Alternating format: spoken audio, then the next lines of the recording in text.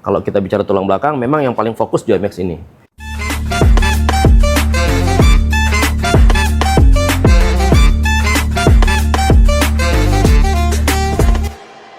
Assalamualaikum warahmatullahi wabarakatuh. Masih dengan saya Tirta Citot. Dan kali ini saya tidak sendiri, ya. Kali ini tidak ada kata-kata sensor karena hari ini saya bersama guru saya yang umurnya kemungkinan 2 kalinya saya dan mungkin sudah financial freedom. Guru saya ini bergerak di bidang ngutak-ngutik bab urat alias saraf. Jadi kalau kalian makan bakso urat, ya seperti itu. Yang diutak-utak adalah saraf dan terutama di bagian paling penting tulang belakang. Dan ini saya agak deg-degan karena ini ada di markas besar Lamina ya. Markas besar Lamina, dan supaya saya tidak mengucapkan kata-kata yang kalian inginkan, saya bawa ke PA. Monggo Pak Dokter. Ya halo, tepuk tangan dulu. Woi. Oke, sebelumnya monggo bisa diperkenalkan diri dulu Pak Dokter kepada teman-teman penonton. Monggo Pak. Ya, saya Dr. Mahdian Nasution, Mahdian Nur Nasution, spesialis bedah saraf. Saya dokter bedah saraf yang mengambil keahlian di bidang khusus spine, tulang belakang. Sudah bedah saraf, ngambil spine. Yes. Saya langsung ikut program spesialis. Bedah saraf. Bedah saraf. Nah, ini pertanyaannya. Dari segala bidang, kenapa akhirnya memutuskan di spine? Jadi karena gini, masyarakat Indonesia itu taunya bedah saraf itu kan brain. Betul. Padahal sebenarnya dokter bedah saraf itu juga ngurusin saraf tulang belakang. Oke. Ya, juga saraf tepi. Nah, karena kebanyakan dokter bedah saraf yang lulus itu ngambil operasi brain, hanya sedikit yang ngambil tulang belakang, saya memfokuskan diri, saya kayaknya harus mengembangkan spine-nya bedah saraf gitu. Wow, oke. Dan kalau boleh tahu dari praktek berarti yang subspine itu dari 2013 gitu? Iya, 2000. SIP-nya sekarang berapa dok yang aktif? Itu 3. Oh, tiga-tiganya aktif? 3 aktif ya. Sempat hidup normal dok? Ya, pulang larut malam terus. Sehari bisa ngoperasi berapa pasien dok sekarang? Bervariasi rata-rata 2-7. Oh, lama berarti ya? Sekali operasi rata-rata average berapa jam? Kalau operasi spine nggak terlalu lama. Dengan teknologi yang lebih baru itu bisa cuma 45 menit bisa. 45 menit? Iya. Wah, nanti kita bahas. Oke. Sekarang karena sudah mengenal background, berarti bukan kaleng-kaleng ya beliau ya. Ibarat kalau lihat dari jauh, udah tahu lah ya dia. Oke. Dari semua pasien spine yang datang ke Pak Dokter selama hampir 10 tahun terakhir, itu lebih cenderung tua, sedang, atau muda sekarang? Masih lebih banyak yang usia tua, di atas 50. 50 tahun? Di atas 50 tuh mungkin sekitar 70%. Tapi ada juga yang muda, di bawah 30%. Itu di usia di bawah 50. Dan keluhan pertama yang datang gimana Pak Dokter itu? Bervariasi tergantung yang kejepit apa. Oke. Jadi kalau yang kejepit atau HNP di pinggang itu biasanya keluhan di sekitar pinggang ke tungkai. Tapi kalau yang kejepit saraf leher umumnya nyeri di sekitar pundak sampai tangan. Menjalar. Dan itu perbandingannya 5:1. Lebih banyak. Jadi keluhan pinggang itu 5 kali lebih banyak daripada keluhan di sekitar pundak. Yang boyoon nih. Jadi bisa jadi gejala awalnya boyoon. Ya. Diminumi anti rasa sakit gak sembuh-sembuh, gejala awalnya kayak gitu ya Pak Dokter? Iya, umumnya begitu. Nah, ini yang mbah-mbah, ibu-ibu, bapak-bapak, ya kan? Dan yang kedua, pasien anak mudanya dari dokter pertama kali praktek tahun 2014 spine sampai sekarang itu meningkat atau berkurang? Meningkat. Oh ya? Salah satu faktornya karena olahraga seperti nge-gym ya. Jadi yang cukup sering datang ke saya itu setelah nge-gym, misalnya ngangkat berat, itu muncul nyeri di pinggang. Saya tidak tahu pasti karena saya bukan dokter yang sering nge-gym, tapi frekuensinya sering itu datang. Anak muda itu? Anak muda, orang muda. Karena mungkin mereka pengen, saya rasa pengen cepat berotot gitu ya, agak maksain gitu ngangkat bebannya. Wah, ego lifting. Jadi ini buat kawan-kawan sekalian tuh alasan kenapa instruktur kebugaran selalu mengajarkan. Jadi kita tuh kalau saya kan hobi nge-gym ya, Dok. Ya. Itu kita tuh ada form khusus. Jadi harus nge-lock. Jadi kalau kita nge-gym tuh sini harus lurus, spine tuh harus posisi anatomis. Iya.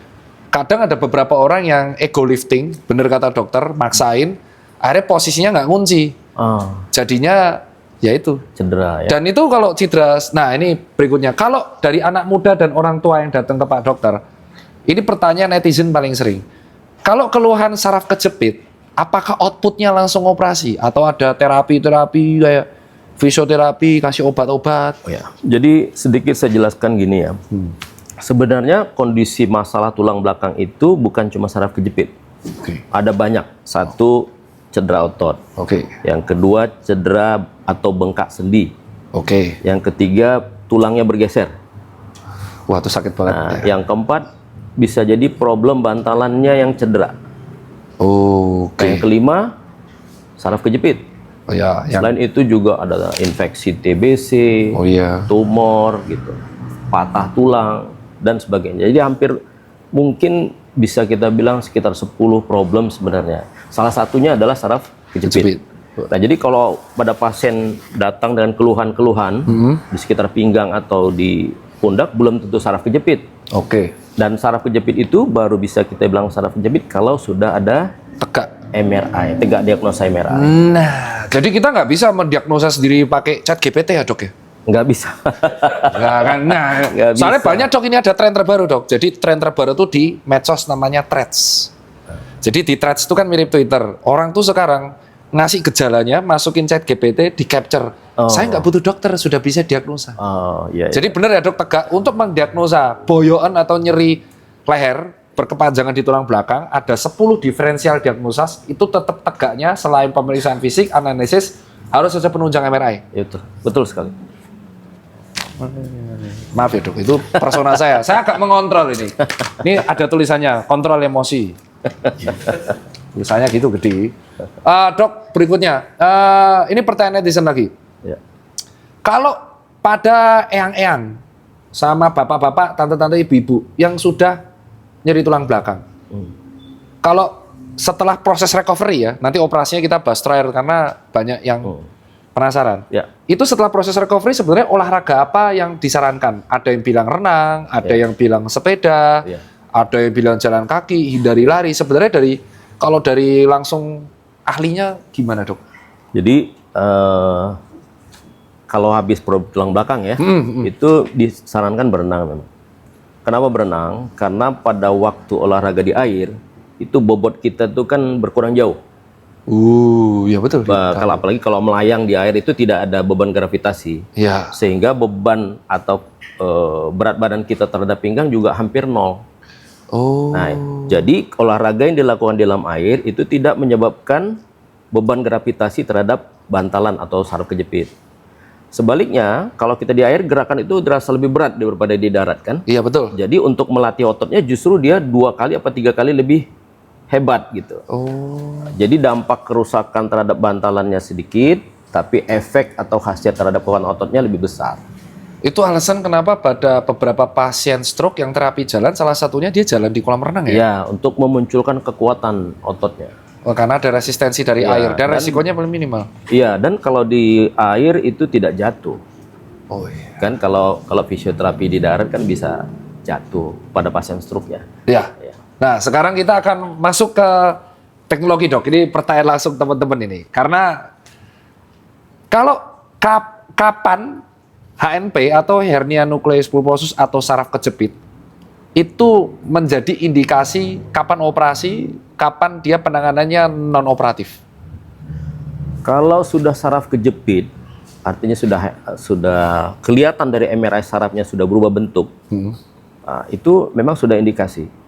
Nah, biasanya kalau sudah berubah bentuk tuh ada gejala yang dirasakan pasien, misalnya nyeri, kesemutan, baal Baal itu mati rasa, gitu. mati rasa. Ya. Terus setelah ini lewat, ini fase sensorik nih. Oke. Fase sensorik.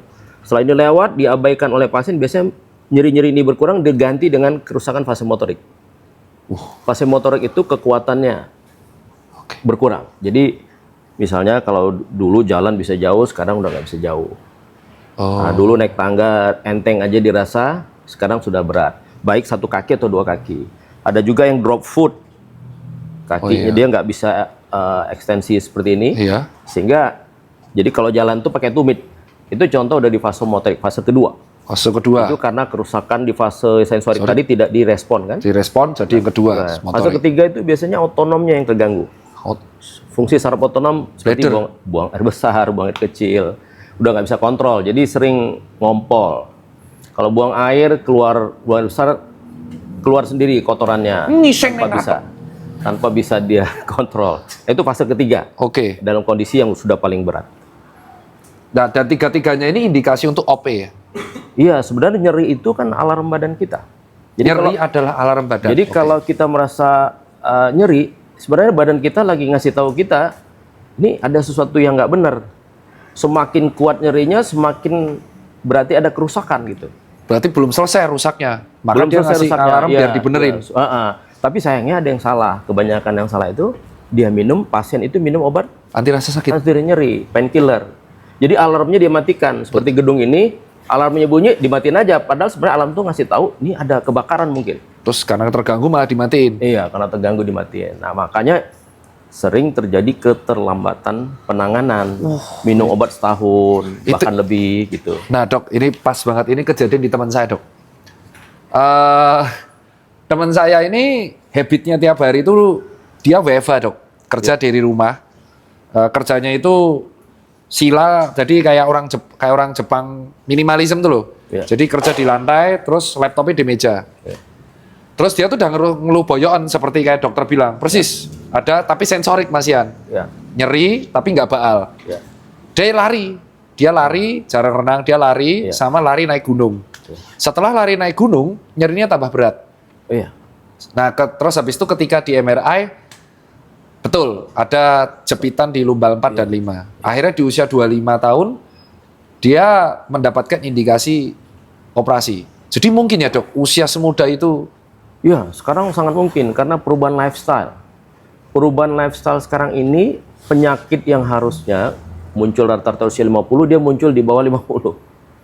Gitu. Termasuk penyakit-penyakit degeneratif lain ya, seperti jantung, ya, kardiovaskular itu juga sekarang sudah mulai lebih mudah. Kejadian stroke lebih mudah. Nah, saraf kejepit dulu harusnya itu di usia-usia tua, 50. Sekarang orang muda. Kenapa? Karena lifestyle. Satu, olahraga yang nggak teratur. Bahkan melebihi ya kemampuan seperti tadi nge-gym, ngangkat yang terlalu buru-buru, tidak pakai fase, dan teknik yang salah gitu. Yang kedua, lifestyle-nya itu gini. Orang kota ini, kita ini kalau duduk sekarang semuanya serba empuk. Benar. Sofa ini empuk. Betul. Naik kendaraan di mobil juga di sana empuk. Betul. Nah, duduk di lounge, di kafe cari empuk. Betul. Kasur empuk. Nah, orang dulu petani sekitar 50 tahun lalu mereka tidur di bambu, kayu, batu kan. Dan tiap hari dia udah latihan ngangkat hasil panen. Iya, hasil panen. Jangkul. Betul. Nah, kalau dia duduk bersila di tanah. Betul. Jadi orang dulu otot-ototnya sangat kuat, otot pinggang. Orang sekarang yang seusia-usia saya 35. Nah, itu lifestyle-nya udah beda, khususnya di kota ya, karena nggak ngalamin lagi tuh yang naik-naik gunung, ngambil-ngambil hasil panen itu nggak lagi. Pesan makanan, GrabFood. Iya. Nah, ini rata-rata struktur tulang belakang, khususnya ototnya itu lebih lemah dibandingkan orang-orang zaman dulu. Makanya sekarang berubah itu penyakit degeneratif dari yang usia tua sekarang ke yang muda-muda. Jadi bukan lagi anak muda kerja boyoan.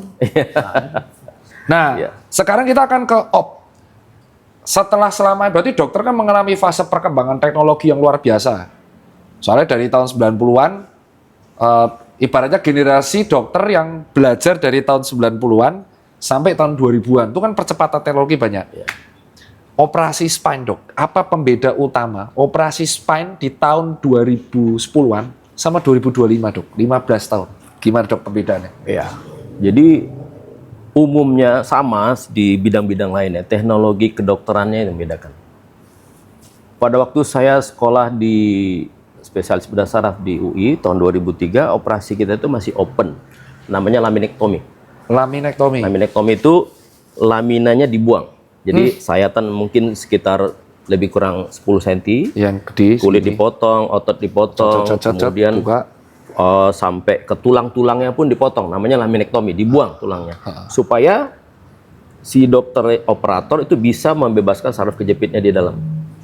Oke. Nah, ini cara yang dulu. Kemudian lebih kurang tahun 2000-an itu ada teknologi mikroskop namanya mikrodisektomi. Jadi mikroskop itu dia alat untuk membantu visual dokter masuk ke dalam pakai kamera tapi dari luar. Oh. Mikroskop persis kayak mikroskop di laboratorium. Tadi ya ibarat operasi dari luar kayak operasi katarak lah ya. Iya, Mirip-mirip gitu, Ya. cuman kayak pakai tatap-tatapan. Iya, jadi mikroskop ini membuat sayatan itu bisa lebih kecil karena dia dipakai membesar dari luar. Oke. Itu sayatannya lebih kurang 5 cm. Dari 10 cm turun jadi lebih kurang 5 cm.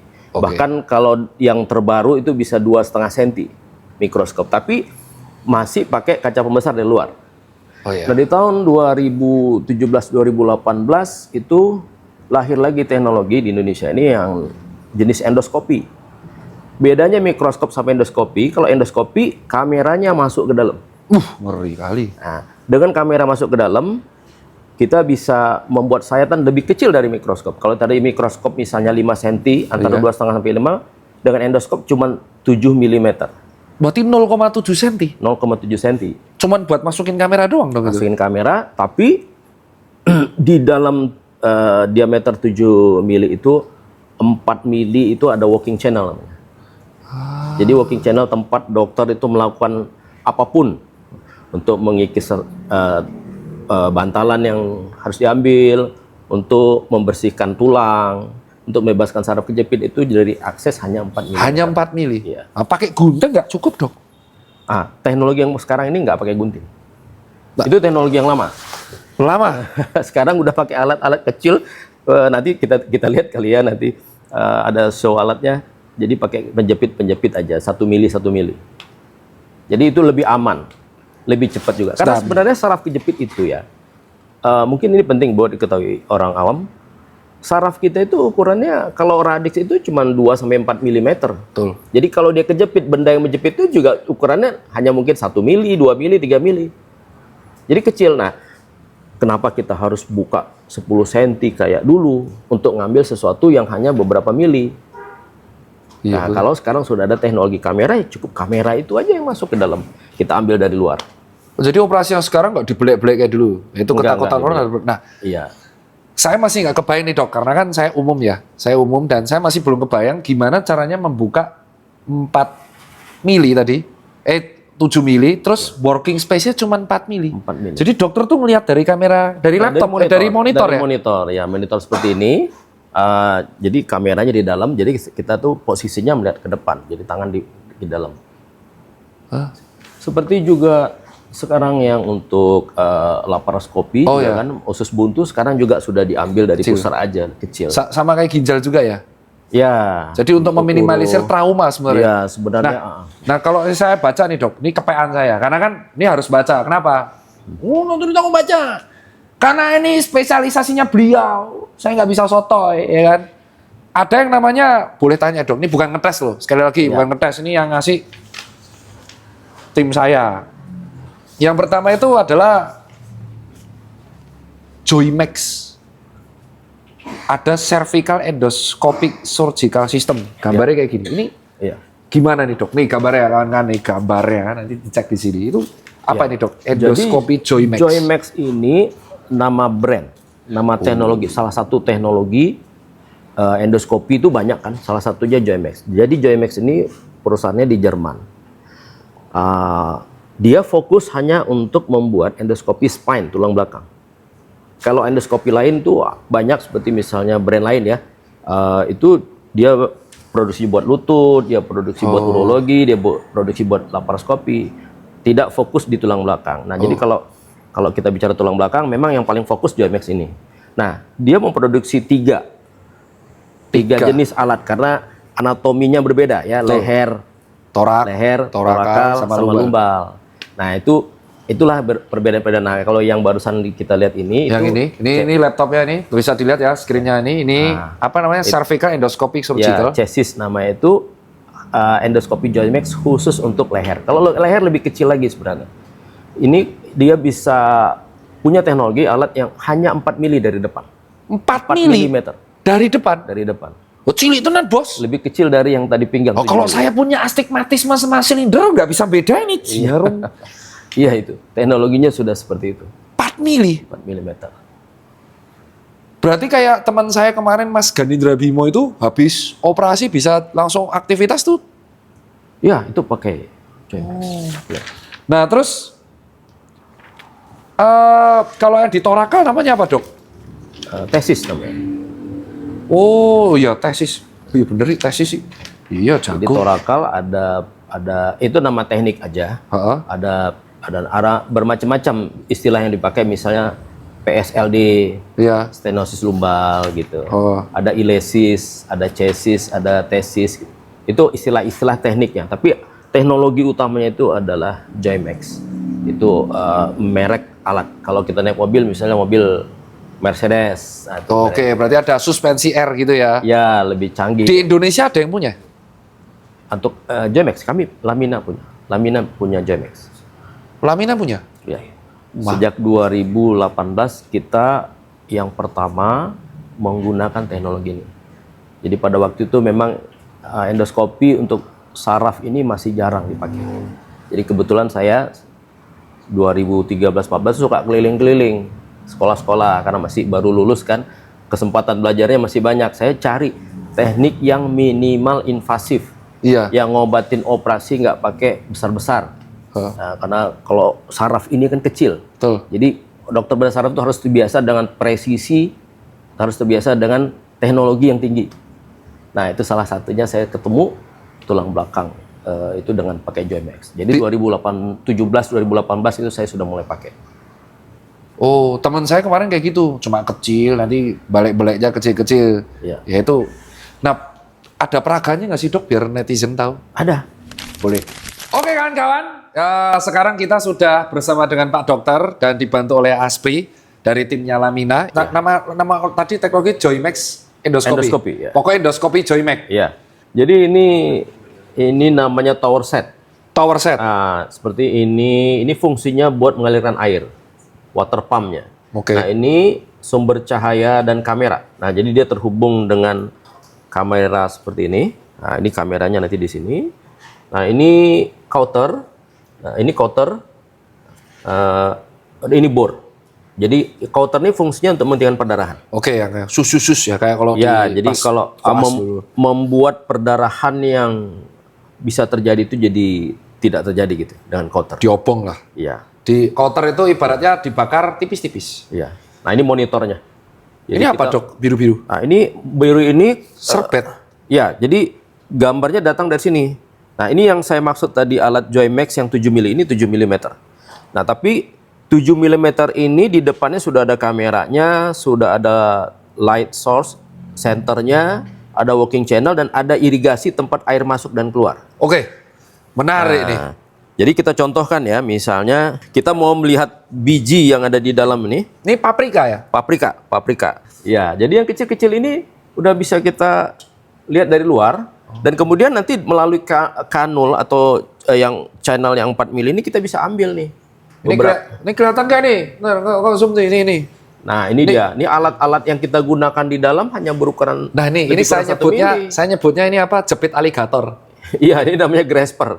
Nah, jadi kalau misalnya ada yang menjepit saraf, yang mesti kita buang, kita ambil, kita bisa menggunakan alat-alat seperti ini. Jadi nggak menggunakan alat-alat tajam lagi.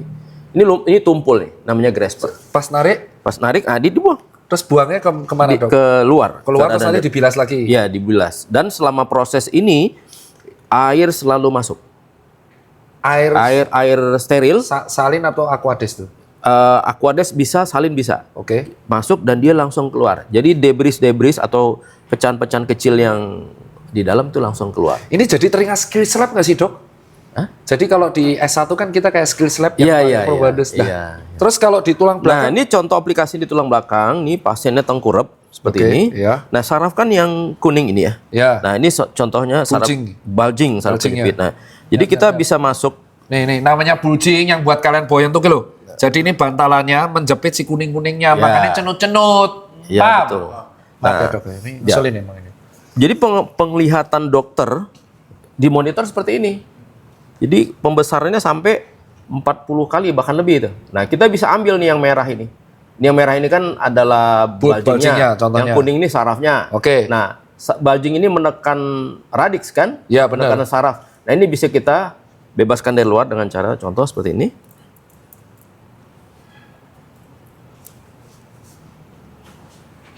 Nah, ini kita ambil. Ini saya jadi kayak residen R6 nih lagi belajar. Nah, seperti ini. Ini kita ambil sedikit. Oh iya, sedikit. karena nggak bisa banyak ya. Iya, sedikit-sedikit 1 mili sampai yang menjepit saraf ini kita lihat bebas. Jadi sebenarnya kita hanya membuang jaringan cuman beberapa mili saja. Ukuran saraf ini yang kuning ini hanya sekitar 2 sampai 4 mili. Tapi infek kan, tapi saraf kan tidak berwarna ya dok ya? Agak merah putih agak gitu. merah putih. Ya, ada pembuluh darahnya. Dan- Jadi kalau di model ini dibuat berwarna kuning supaya mudah kelihatan membedakan. Iya. Dan kalau bantalan gini warnanya juga pink gitu? Enggak, dia putih. Putih kan? Putih. Ya. Jadi memang sebenarnya jam terbang ya dok untuk membedakan. Iya, betul. Itu latihan berkali-kali untuk membedakan mana saraf, mana bantalan, mana tulang, mana ligamen. Betul. Soalnya kemarin ada yang nge-tweet gini dok. Jadi dokter sekarang dari YouTube bisa. Ah, iya, nanti dicabut sarafnya. Suwek. Ya itu. Nah. Tidak semua hal itu bisa digantikan Iya. sama apa-apa YouTube sama AI kayak gini gimana? Terus Jadi praktis bisa kita bilang luka yang terjadi hanya untuk selongsong yang 7 mili ini aja. oke. Jadi cuman 7 mili sayatan dari luar masuk ke dalam, otot nggak dipotong, tulangnya tidak dibuang. Kalau bor tuh gimana dok? Bor. Kalau tadi katanya kan perlu bor. Bor tuh dalam Jadi kondisi apa? pada kondisi tertentu ada yang namanya stenosis. Stenosis itu sumbatan karena pengapuran. Jadi yang menjepit saraf itu tulang. Oke. Karena udah bertahun-tahun. Nah, itu kadang tulang itu bisa kita buang dengan bor kecil. Bor ini diameternya sekitar 2 mili. Ada dok di sini. Nggak ada ya? Oke. Nggak kita bawa, tapi ini mesinnya. Bornya tidak kita display hari ini kebetulan. Kalau Nah, ini contoh alat-alat lain yang bisa kita gunakan. Jadi biasanya alat-alat yang kita pakai itu hanya kecil-kecil seperti ini. Ini 2 mili. Nah, ini juga untuk bisa digunakan untuk mengerok pengapuran. ini pasti bingung, pasti pengen komen, kok alatnya kayak tukang. Ya itulah. Nah, ini contoh juga. Ini namanya Apalagi alat ortopedi, kaget mereka nanti. annular cutter. Ini Annular cutter. untuk membuka bantalan tulang yang pecah. Ini coba di zoom nih. Kecilnya Bisa segini. kecil, Kecil banget. kecil sekali ya. Oke. Kelihatan? Heeh. Ya. Terus ini grasper yang tadi, tapi dia melengkung untuk menjangkau sudut-sudut yang susah. Jadi dia bisa putar. Nah, dan ada gerigi-geriginya untuk menjepit jaring. Oke, benar. Jadi sebenarnya alat kecil-kecil. Kalau yang kayak gini apa dok? Boleh tanya nggak dok? Ini namanya Kerizon. Ah, ini Kerizon juga. Ini untuk menjepit atau mengerok dari ligamen di sini. Ini agak bagian kuretnya, pengeroknya. Ini juga ukurannya 2 mili aja. Kayak gini tuh boleh tanya nggak dok? Atau dokter tahu range harga semua Joymax ini boleh tahu berapa M? Belasan ya? Sekitar ya hampir 10 miliar. Ya wajar namanya Alkes. Kalau mau tanya murah apa mahal jangan ke saya. Memang yang jual Alkesnya yang mahal. Ah. Mau murah-murah nanti kamu masuknya bukan pakai ini. Pakai apa? Gunting kuku. Murah. Coca cuil. Nah ini kalau mau murah dok nggak apa-apa. Sek, tang. Nah dok boleh ini boleh lihat lagi dah dok. Ini biar teman-teman tahu. ya. Coba ke jaket saya dok. Ini benangnya berkelihatan ya. Oh iya. Jadi kalau ada orang kaya gabut beli ini cuman buat dodomi bisa ya dok? Iya, ini kelihatan. Misalkan Sangat besar. ini jarumnya kan Kalah kamera gue, Pak. 11 miliar. 15 miliar. Ya memang Alkes kayak gitu sih rata-rata. Iya. Coba lagi dok lihat lagi. Nah nih. Ya benar sih. Wah hebat sih teknologi. Berarti memang teknologi kedokteran tuh penting ya, future ya. Iya. S1 teknologi kedokteran di Indonesia mana ya? Di mana ya? Aku belum tahu ya. Kayak banyak tapi aku lupa ya. UPH ada katanya. S1-nya itu namanya teknologi kedokteran. Berarti mereka yang bahas-bahas kayak gini nih, yang meneliti. Dok, kalau servikal, Ya. saya langsung tanya. Kalau servikal pembedanya utama dengan lumbal apa, Dok? Memang anatomi beda, lokasinya kan di dekat kepala dan dia terdiri dari 7 tulang. Ya, Kalau lumbal 5 tulang. betul. Nah, torakal 12 tulang. Betul. Sarafnya hampir sama, dia berhubungan dari kepala ke leher, punggung sampai pinggang. Dan di setiap ruas ini keluar cabang kanan, cabang kiri, cabang kanan, cabang kiri sampai ke daerah tulang ekor. Oke. Jadi yang sering terjadi terganggu saraf-saraf yang keluar ini nih. Ya. Nah, ini contohnya seperti ini tadi. Nah, ini ilustrasi yang menunjukkan kalau bantalannya menonjol, saraf ini bisa terjepit. Oke. Gitu. Kalau di servikal kesulitan utamanya dibanding lumbal apa, Dok? Anatominya lebih kecil, sarafnya lebih sensitif karena lebih dekat ke kepala. Oh, dan biasanya orang bisa bermasalah di sini itu habit apa yang membuat servikalnya? Kalau lumbal saya sering, kalau servikal apa? Iya, sekarang ini gadget. Wah, idiot. Yang nunduk. Nunduk. Iya. Kalau kita survei ya, keluarga, adik atau anak-anak kita itu penggunaan gadget mereka itu bisa 4 sampai 13 jam sehari. Ada screen time, coba lihat. Adit. Nah, Pakai saya ini ada itu. jadi berubah sekali sekarang. Maka orang yang nyeri kepala, bahu, leher sampai tangan kesemutan itu banyak banget sekarang. Dan sayangnya mereka menganggap itu cuma pegal-pegal aja. Iya, cuma kan Nah, pegel-pegel. kadang semutan itu nggak hilang, bahkan mengganggu motoriknya. Jadi nulis atau ngangkat gelas sudah mulai nggak kuat, nulis nggak rapi. Wih, Dian. Nah, Itu Dok, udah kena fase motorik. umpung di tulang belakang, saya pengen tanya. Ini dokter boleh jawab, boleh enggak, nanti nggak apa-apa. Kretek-kretek, Dok. Komentar dokter soal kretek-kretek tuh gimana, Dok? Jadi gini, kretak-kretak itu sama dengan membunyikan seperti ini kan, sendi. Ya? Iya, tapi ini tulang Jadi itu manipulasi di tulang, tapi dia di tulang belakang. Nah, dia boleh selama kita tahu tidak ada kerusakan struktur di tulang belakang. sebenarnya yang buat kretek tuh apa sih, Dok? Kalau Sendi-sendi ini sendi, ini sambungan-sambungan ini. Heeh. Ini kan sambungan 2 tulang, dimanipulasi bunyi kayak yang barusan saya tunjukkan di tangan saya. Dan kenapa berasa nyaman tuh karena sugesti? Sugesti, Dia tidak mengubah apapun, nggak merubah apapun, tidak berimpact apapun. tidak berimpact. Jadi tidak bermanfaat, tapi juga tidak ada efek sampingnya. Iya, Cuman membuat nyaman. iya, menurut saya begitu. Kalau di leher efek sampingnya apa, Dok? Orang yang Nah, krek. pada keadaan tertentu, si pasien sudah ada pengapuran, Ya, saraf kejepit. benar. Ketika dimanipulasi kretak-kretak, tambah kejepit. Iya, sama seperti pijat. Tadi kan kita sudah ngobrol Iya, ya. betul. Terkadang saya suruh pijat, kalau saya udah lihat MRI-nya nggak ada apa-apa dengan sarafnya. Tapi begitu sarafnya ketekan, gepeng, atau ada di situ tumor, tulang yang patah. Contoh ya, infeksi TBC tulang leher. Itu tulangnya patah. Nah, dikretak, ya patah sekalian. Tian. Nah, makanya MRI penting sekali.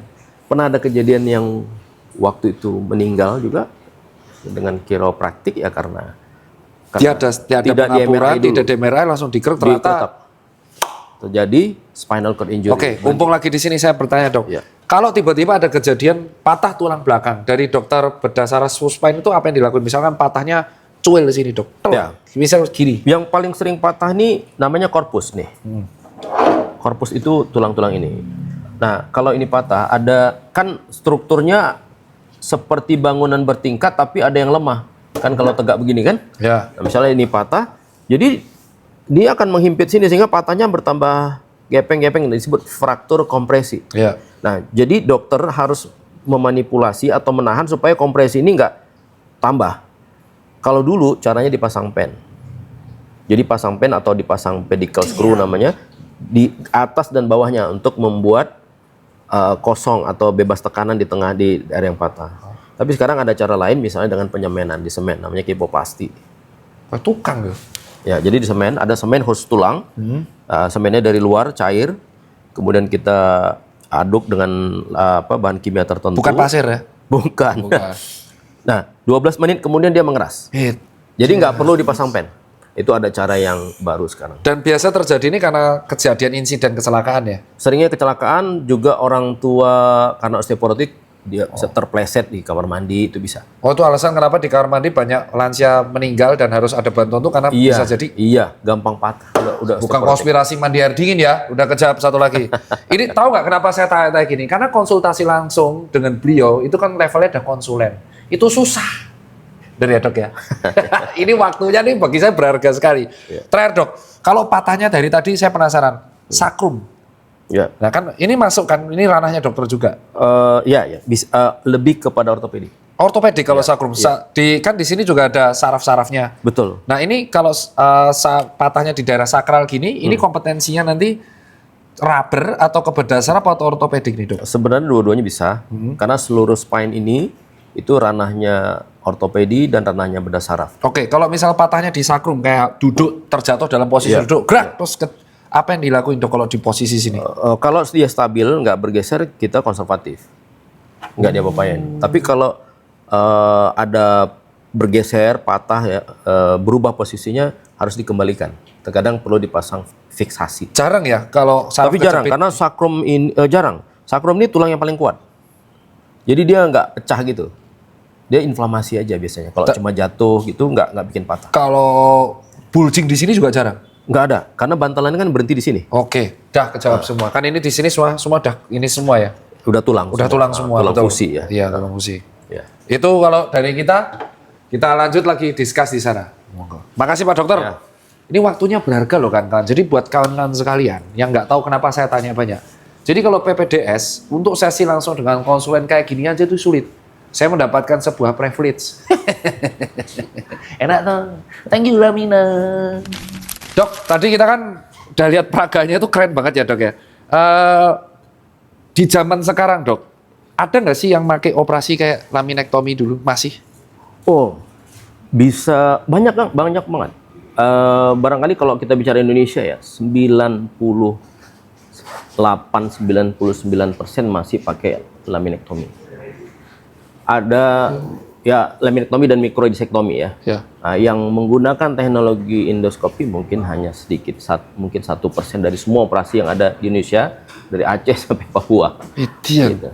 Itu alasan kenapa dokter bedah saraf, setahu saya kalau masuk PPDS buat kawan-kawan ya, itu termasuk selain kayak bedah onkologi yang gelombangnya dikit ya dok ya. Iya. Bedah onko kan sub ya, kalau bedah saraf kan sekarang sudah masuk langsung, tapi dulu kan masih digabung sama bedah umum ya. Enggak, dulu dari awal udah. Yang dipisah itu si onko ya. Ya. Nah terus kalau yang ditanggung BPJS itu yang mana ya dok? Jadi di rumah sakit pemerintah atau BPJS itu memang umumnya masih menanggung yang konvensional. Karena pengaruh harga ya? Harga. Jadi sampai dengan laminektomi sampai dengan mikrodisektomi. Pakai mikroskop itu di beberapa rumah sakit fasilitas yang lengkap sudah bisa. Oke, dok ini saya akan sebut, tapi kan ini pasti per rumah sakit berbeda ya. Disebutkan range saja biar orang bisa membayangkan. Yang ditanggung BPJS kan rata-rata adalah laminektomi sama mikrodisektomi. Kalau misalkan umum tanpa asuransi atau apapun, laminektomi dan disektomi itu biasa habis berapa dok? Umum. Yang umum? Di bawah 100 juta umumnya. Kalau yang ini sudah waktu nih, yang endoskopik yang Joymax kayak tesis. Joymax ini range-nya tergantung tempat ya. Karena rumah sakit beda-beda ya range di antara 100 juta sampai 240 juta. Berarti memang di sini kita bisa ambil kesimpulan semakin minimal invasif, semakin minim invasif atau minim trauma, price-nya tinggi ya. Iya. Karena resikonya semakin kecil. Semakin kecil, kerusakannya semakin kecil. Karena minimal invasif itu satu, waktu pengerjaannya hanya singkat. Kalau operasi biasa 3 jam, dengan minimal invasif 30 menit sampai 30 menit? 30 menit sampai 45 menit. Yang kedua, kerusakan jaringannya sangat kecil. Karena pakai endoskopi, kita nggak pakai alat-alat yang tajam. Jadi kita nggak perlu menggunakan tang tulang, pisau, gunting, seperti yang dulu. Sehingga resiko kerusakan sarafnya juga sangat kecil. Jadi oke. Yang kedua, kerusakan struktur. Karena kalau semakin besar struktur tulang belakang itu disayat dengan teknik yang lama, itu untuk ke depan bertahun-tahun berikutnya itu akan terjadi perubahan. Karena tulangnya dibuang, ototnya dipotong. Nah, sehingga kekambuhannya lebih tinggi. Sedangkan yang minimal invasif seperti contoh yang endoskopi Joymax ini, kita tidak merusak struktur karena alatnya hanya sebesar kelingking. Kalau buat lansia, Dok. Lansia lah usia 55 tahun ke atas kan semakin invasif semakin danger. Berarti secara nggak langsung lebih harusnya kalau lansia disarankan menggunakan yang minim invasif ya? Yes, saya pasien tertua yang pernah saya lakukan 90. Heh, 90 tahun? 90 tahun. Wah. 80 itu cukup banyak. Di Oh, atas 80 90 itu anestesinya apa nggak panik, Dok? Alat ini bahkan bisa dipakai dengan anestesi lokal. Kalau pakai endoskopi. Tapi tetap pengawasan SPAN kan? Iya, ada anestesi, ada pengawasan-pengawasan standar. Bahkan kalau kita nanti cari ya di Belanda, di Jerman, mereka memang menggunakan bios lokal dan langsung pulang. Oh, one day care? One day care. Jadi Kayak sunat mungkin, dong? Iya, kayak sunat. 4 jam lah gitu. Itu sangat sangat bagus alatnya. Usia tidak menjadi masalah. Wah, ngeri. Tapi memang sebelum tindakan tetap baiknya kita lakukan pemeriksaan, screening kan? Screening ya, medical check-up. Kardio, parunya, labnya, darahnya. Pre-op ya? Ya, toleransi Itu operasi. yang ngurus biasa residen R0, saya koas, intersim, ngurusi pre-op. Dok, ini saat terakhir, kita kan tadi sudah anamnesis, pemeriksaan fisik belum ya, terus penunjang, terakhirnya tuh ke prognosis sama recovery. Setelah orang tersebut selesai operasi, kalau, saya urut ya Dok ya, biar enak nih, kalau operasinya laminektomi dan mikrodissektomi, recovery-nya itu biasa berapa lama Dok? Sebulan. Sebulan? Enggak, itu Laminektomi kan? Iya, laminektomi. Kita urut dari laminektomi dan mikrodissektomi itu sebulan itu dia nggak ngapa-ngapain Ya, atau umumnya dia perlu recovery, artinya membatasi gerak, olahraga itu 1 bulan. Setelah 1 bulan baru sedikit-sedikit membaik. Mungkin totally butuh waktu 3 bulan untuk dia bisa hidup normal lagi seperti sebelumnya. itu harus dalam pantauan KFR, fisioterapis? Terkadang ya kolaborasi ya dari dokter bedah ke dokter rehamedik atau dokter saraf gitu. Oke. Nah, wah berarti selain ya semakin invasif semakin lama recovery. Berarti let's say kita bisa bilang 1 bulan adalah terapi awalnya. Iya. Tapi tetap bisa jalan toh? Apa tetap sebulan tuh pakai kursi roda? Tergantung pada waktu si pasien ini dilakukan tindakan, dia udah di fase mana. Kan ada sensorik, motorik, Ya, otonom. tadi fase 3 ya. Kalau sudah sampai sensorik itu aman, masih jalan. Kalau udah Iya. sampai yang autonom ya agak berat ya. Berat. Ya. Oke, yang kedua, kalau misalkan si Joymax ini, recovery-nya sebulan? Enggak. Jadi kalau kita pakai yang 7 mili, ini pasien ini dia bisa pulang sendiri nyetir. Oh ya? Nah, besok dia bisa boleh kerja. Sebenarnya boleh begitu. Di beberapa negara di Eropa mereka menerapkan SOP-nya begitu. Tapi kalau di Jakarta saya agak takut karena kan Jakarta ini macet. Oh ya? Ya kalau dia nyendarin naik mobil macet. Kemudian Jakarta ini kita kalau ada apa-apa sakit dari dampak itu agak susah kan ke rumah sakit ya. Ya macet juga. Macet dan lain-lain lah gitu ya. Jadi saya biasanya sarankan beberapa hari itu pasien untuk istirahat dulu di rumah. Beberapa hari kemudian 3 hari udah boleh naik pesawat kalau yang dari daerah pulang ke kotanya. Seminggu silakan kerja normal. Jadi dia pulang tuh masih bisa jalan kaki? Bisa jalan kaki. Bisa naik mobil sebenarnya. Dia nyetir pun bisa. Wah berarti kalau karena lukanya kan cuma iya minimal invasif. Kalau saya memandang sebagai pebisnis, secara fair kita bilang, kenapa yang satu lebih mahal? Karena tidak mengorbankan waktu produktif untuk bekerja ya. Betul. Sehingga dia tidak kehilangan income kan sebenarnya. Iya. Tapi ketika kita ngambil yang ya oke yang memang masih metode yang lama, yang dikorbankan adalah waktu produktif. Betul. Oke, sekarang tapi saya tambahin sedikit, semua itu tetap tergantung tadi tingkat kerusakan ya. Oke. Karena kan ada orang yang datang juga ke saya, udah pakai kursi roda didorong sama keluarganya. Itu nggak mungkin. Terus langsung pengen jalan kaki? Nggak mungkin. Karena itu ada gigim. Iya. Tapi kalau yang nyeri baru seminggu habis nge-gym itu keesokan harinya dia bisa pulang, dia bisa kerja. Intinya kalau kita sudah kerasa boyon dan selama 2 minggu itu nggak sembuh-sembuh, mending langsung dibawa ke dokter ya? Iya, lebih cepat itu lebih baik. Oke, ini sebelum ke mitos dan fakta nih dok. Side effect, ini jarang ditanyakan. Ya. Dokter berkenan menjawab kan? Udah kena. Wah, ini seru nih. Side effect yang paling fatal kita akan jawab. Jadi bukan menakuti, jadi biar teman-teman fair ya. Kan manfaatnya udah kasih tahu. Side effect dari operasi tulang belakang yang paling fatal apa dok? Kalau dokter pernah pelajari? Secara teori ya, Teori. itu kelumpuhan, kematian di meja operasi. Tapi kalau kematian ini umumnya karena problem jantung, memang dia sudah ada komorbid ya? komorbid gitu ya, atau paru atau emboli gitu ya. Tapi kalau di tindakannya sendiri yang kita takutkan itu cedera saraf pada saat operasi. Itu menyebabkan kelumpuhan atau nyeri hebat setelahnya. Itu secara teorinya begitu. Dan ini cukup banyak terjadi di teknik-teknik yang Invasif ya? iya, invasif, maksimal invasif. Semakin maksimal invasif, semakin besar resiko itu terjadi. Jadi itu maksudnya kemarin soalnya teman saya ditakut-takutin temennya, kamu jangan operasi nanti lumpuh. Kalau Iya. itu semua tergantung jam terbang juga ya dok ya? Ya, itu betul. Itu betul karena gini. 40 tahun lalu, 50 tahun lalu di Indonesia itu dokter yang benar-benar ahli mengerjakan operasi tulang belakang itu sangat sedikit. Nah, dan alat pada waktu itu sangat sederhana. Sehingga side effect berupa kelumpuhan, terus susah jalan setelahnya, nyeri setelahnya, itu memang cukup banyak terjadi. Dan itu bertahun-tahun tuh. Sampai tahun mungkin waktu saya masuk 2003 aja masih momok seperti itu di masyarakat.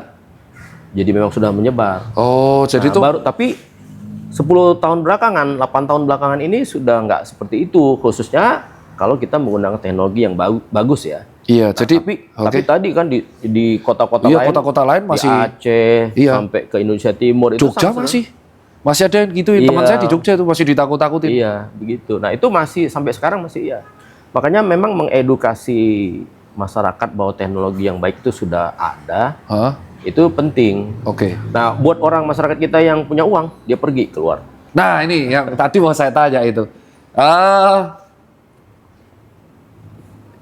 Kalau misalkan ini kan lagi viral di kalangan netizen ya, karena netizen mengatakan seperti ini. Wah, pelayanan di Indonesia nggak well, ya kita akuin ya, masih perlu harus banyak ditingkatkan. Terus mereka keluar negeri. Oke, saya tanya fair-fairan. Kalau misal kualitas operasi tulang belakang ini di-compare dengan luar negeri gimana dok? Secara harga dan kualitas bisa bersaingkah? Kalau dengan teknologi ini kita lebih unggul. Jadi tahun 2018 waktu saya pakai teknologi ini, di negara tetangga kita yang sering dikunjungi itu belum ada alatnya. Jadi saya lebih dulu. Pada waktu saya training alat ini, pergi berkesempatan diundang untuk ikut di Jerman.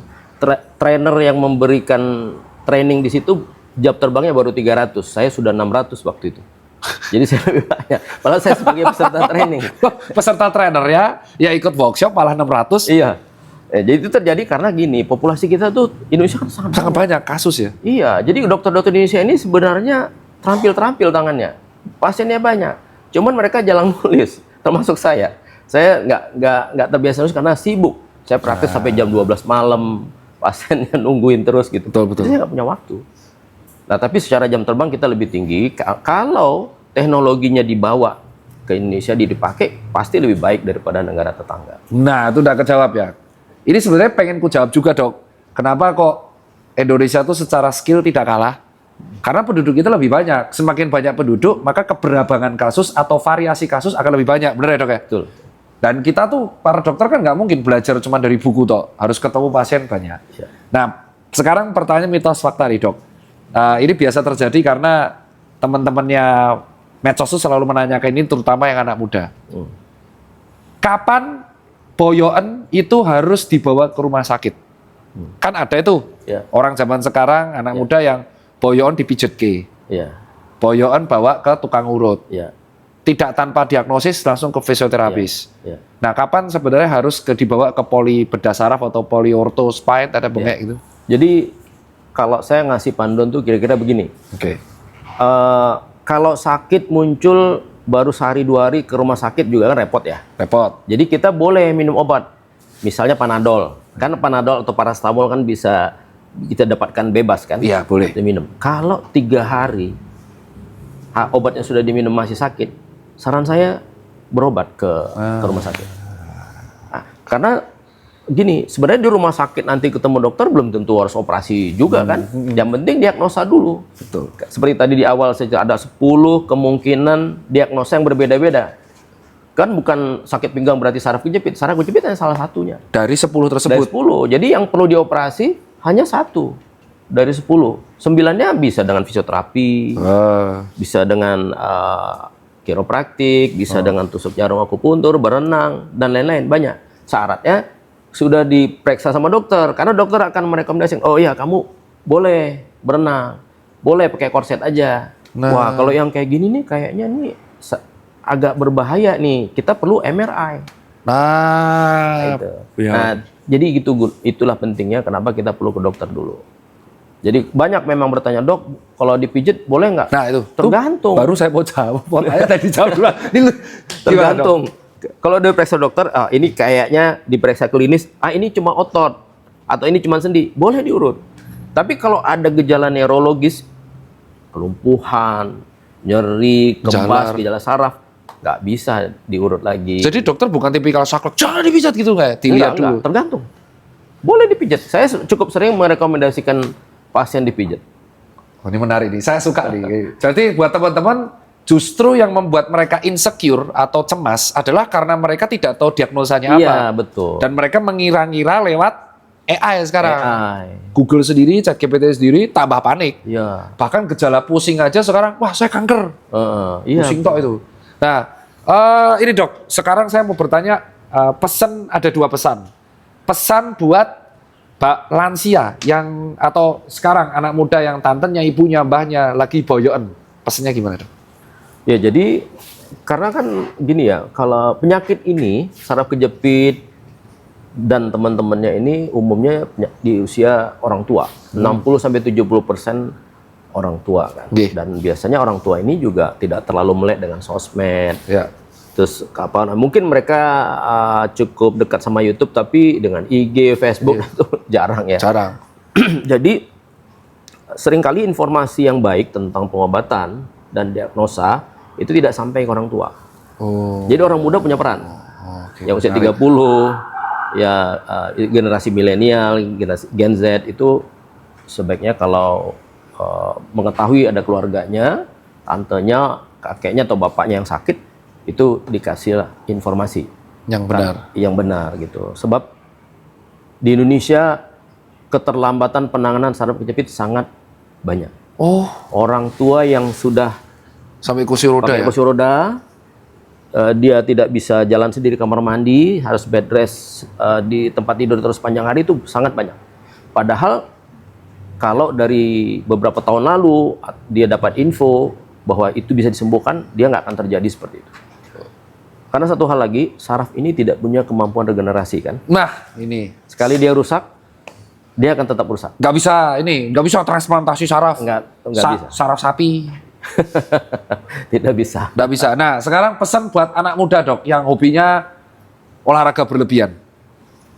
Ya, jadi olahraga itu harusnya ada tahapan-tahapannya. Sekarang sebenarnya banyak trainer-trainer olahraga, informasi tentang olahraga yang bisa kita dapatkan secara online kan. Iya. Nah, jadi olahraga itu harus natural. Jadi kalau kita mau badan sehat harus natural, nggak bisa dibuat dipaksa-paksa sehat. Nah, yang sering terjadi salah itu agak maksain, buru-buru. Jadi kayak kasus tadi ngangkat barbel, ngangkat beban, belum kuat, itu belum kuat, tekniknya salah, dipaksa karena pengen cepat bugar, pengen cepat berbentuk ototnya. Sebenarnya itu pengen cepat pamer sama temennya sih. Iya, pasti sih. pasti. Itu efek toksik mesos. Itu aja kalau dari saya, ini diskusi yang asik. Dan buat teman-teman sekalian, coba tanyakan, tulis 5 pertanyaan di kolom komentar. Nanti kita akan tanyakan lagi ke dokter, ke beliau ketika jam kerjanya kosong ya. Ini saya menyita ini saya yakin ketika beliau datang ke tempat saya, itu pasti ada pasien yang marah-marah di poli lagi nunggu. Itu aja dok. Saya Dr. Tirta. Saya Dr. Mahdian, spesialis bedah saraf. Dan kita berdua ini syuting dari Lamina. Makanya disebutkan Lamina ini Lamina Vasquez. Kurang tulang belakang apa lagi mereka. Sampai jumpa di konten berikutnya.